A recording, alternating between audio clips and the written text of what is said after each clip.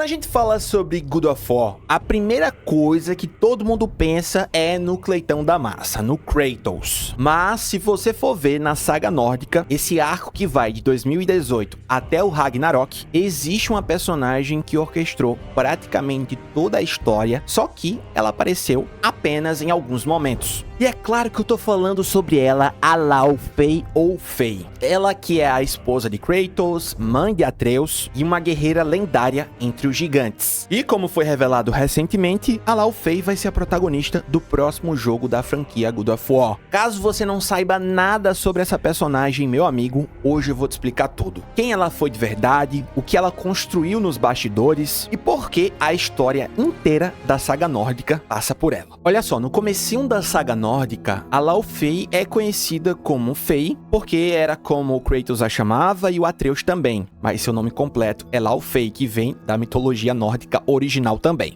A Fey era uma Jotun, ou seja, uma gigante de Jotunheim. Só por aí você já entende que ela não era pouca merda. Os gigantes eram dos povos mais antigos e poderosos dos 9 reinos. Tanto que Odin tinha um cagaço absurdo deles. Foi por isso que ele mandou o Thor massacrar quase todos. Sobre como Fey era, assim, entendendo melhor a personagem, o Mimir fala sobre ela com muito respeito, dizendo que ela passava a vida ajudando os mais fracos e batendo de frente com os deuses de Asgard, além de ser tão boa de briga que chamou a atenção do próprio Thor. A grande questão é como uma guerreira lendária dessas acabou vivendo escondida anos em Midgard, casada com Kratos e fingindo ser uma mortal comum em uma floresta. É aí que a história começa a ficar interessante. Os jogos não mostram muita coisa sobre o passado de Fey antes de ela conhecer Kratos, então tudo que a gente sabe vem de histórias soltas, dos murais e de alguns sonhos. Mas o que tá bem claro é que ela foi uma das últimas guardiãs do seu povo. Quando o Thor começou o extermínio dos Jotuns, a maioria dos gigantes fugiu, mas a Fey ficou para trás. Ela se aliou a Tyr, o deus da guerra e da justiça, para esconder a torre de Jotunheim e trancar o acesso ao reino, impedindo que Thor destruísse os últimos sobreviventes. Resumindo, ela abriu mão de voltar para casa para salvar o seu povo. Laufey tinha o dom da clara evidência, então ela conseguia ver o futuro, e foi essa capacidade de prever as coisas que mudou completamente a forma como ela agiu dali pra frente. A história de como Fey e Kratos se conheceram é contada meio em pedaços, mas dá pra entender. Na primeira vez que esses dois se viram aí, o pau comeu, meu amigo. O Kratos, que tinha exterminado praticamente todo o panteão grego, encarou e empatou com a mulher em combate. O próprio Kratos admitiu que a Fey lutava de um jeito absurdo. Depois desse quebra-pau inicial, Kratos e Fey perceberam que tinham muitas coisas em comum. Os dois estavam exaustos de guerras que não eram deles e carregavam um peso enorme do seu passado. Com o tempo, então, eles decidiram construir uma vida juntos. A Fey sabia exatamente quem Kratos era. Ela conhecia o passado dele na Grécia, sabia que ele era um deus e sabia das lâminas do caos escondidas embaixo da casa. E mesmo com tudo isso, sabendo do passado do Kratos, a Fey não deixou ele. Nos sonhos de Kratos, em Ragnarok, a gente vê que eles não eram um casal perfeito. Eles tinham discussões reais, a Fey sempre desafiava o Kratos a não ficar parado, então ela tinha uma visão muito diferente da do espartano. E foi essa diferença de visão, ele querendo se esconder do mundo e ela insistindo que ele precisava agir, isso tudo foi o que fez o Kratos amadurecer ao longo dos 2 jogos da saga nórdica. Se o Atreus é um jovem que tem muito potencial, saiba que isso não é só porque ele é filho do Kratos, de um deus. O lado da Fey também importa muito. A propósito, para o Atreus, a Fey era o centro do mundo dele, já que Kratos sempre foi um pai bem distante no começo. Foi a Fey quem ensinou o Atreus a manejar um arco, a atirar. Ela também ensinou diferentes idiomas dos reinos para ele, fez o arco do menino com as próprias mãos e o criou para ser alguém compassivo e curioso. O Kratos até reforça essa divisão da criação do Atreus no primeiro jogo, porque ele fala, ó, a mãe ensinou o menino a atirar, mas fui eu quem ensinou esse menino a caçar de verdade. Outro ponto fundamental, pessoal, é a respeito do nome. A Fey queria que Atreus se chamasse Loki, que era o nome dele entre os gigantes. Mas o Kratos preferiu Atreus como sendo uma homenagem a um soldado espartano muito valente que ele conheceu no passado. No fim, ela aceitou, mas o destino de Atreus já estava determinado.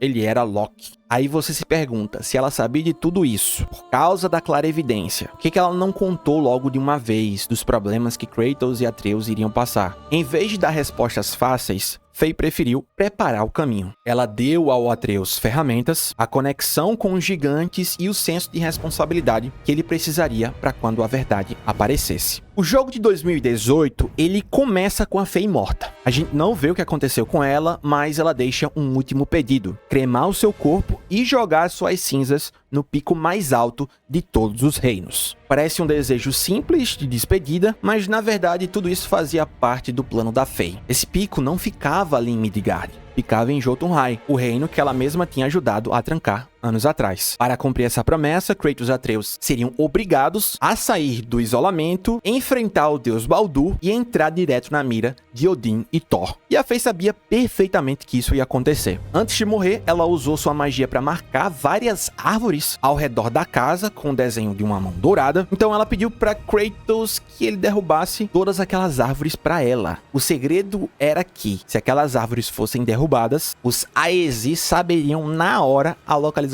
de Kratos e de Atreus, e foi isso que aconteceu. Para resumir, a Lao Fei planejou praticamente toda a jornada de Kratos, entre aspas, do próprio funeral. Enquanto o primeiro jogo foca no mistério, God of War Ragnarok humaniza Fei através dos sonhos de Kratos. São memórias antigas que mostram como a dinâmica deles funcionava. No primeiro sonho, eles discutem sobre um lobo doente e o Kratos fala: olha, esse problema aí não tem nada a ver comigo. E a Faye diz: se você tem poder pra ajudar, você tem que agir, meu filho. No segundo sonho, a Faye pede pra Kratos conversar mais com Atreus, insistindo que eles precisam ser pessoas melhores para o seu filho. No terceiro sonho, já perto de morrer, ela ajuda Kratos a aceitar o luto, dizendo que a dor da perda, o sofrimento, é o preço que pagamos por um grande amor. Essa filosofia da Faye que destrava completamente a mente do Kratos e faz ele mudar de postura no Ragnarok. Por mais que Faye fosse uma pessoa incrível, né, muito atenciosa com seu marido, com seu filho, não achem que ela era uma dondoca de casa, não. Até porque eu falei um pouco que ela era uma guerreira lendária dos gigantes e, cara, ela era realmente forte.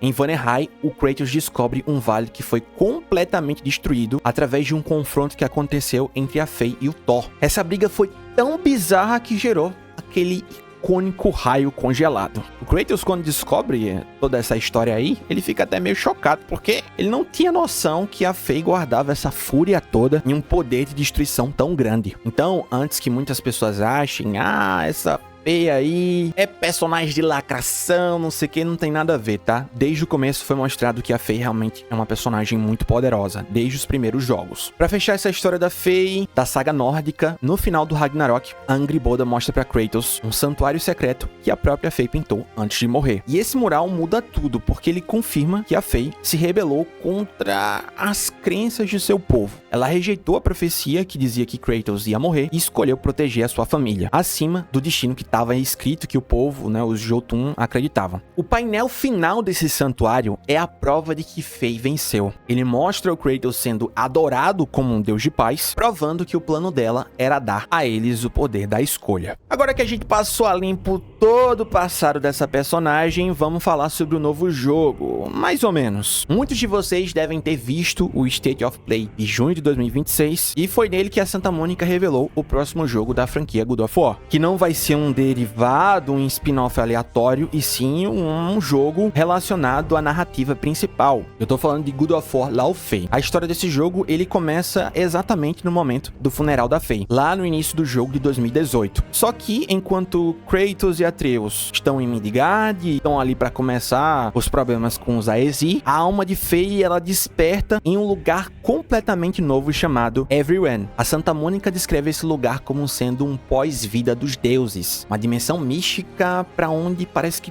toda a magia do universo retorna. Mas afinal, o que é essa história? O que esse jogo vai falar? Qual vai ser o foco dele? Então, parece que a Faye descobre que os planos que ela criou para proteger o Kratos e o Atreus, para desenrolar toda aquela história lá da saga nórdica, eles estão ameaçados. Então, para garantir que sua família fique segura e consiga cumprir a sua jornada, a Faye vai ter que interferir diretamente nessa dimensão. Bom, eu não vou me aprofundar muito, tá, nesse jogo, porque eu acho que isso vale ser discutido em um outro vídeo de forma mais profunda, mas eu acho que esse jogo, cara, vai ser essencial pra expansão da franquia God of War. Se vocês quiserem, eu posso fazer um vídeo explicando o trailer, teorizando, enfim, abordando melhor toda essa questão, beleza? Mas é isso. Espero que vocês tenham entendido bem, conhecido melhor a personagem Lao Fei. E pra mim, eu gostei bastante, tá? Ela ser a protagonista de um jogo, acho que vai ser bem interessante. Mas vamos ver. Então é isso. Se você gostou do vídeo de hoje, não esquece de deixar aquele like, de se inscrever no canal se você não é inscrito, de ativar as notificações, de compartilhar esse vídeo com seus amigos. Tamo junto e até a próxima.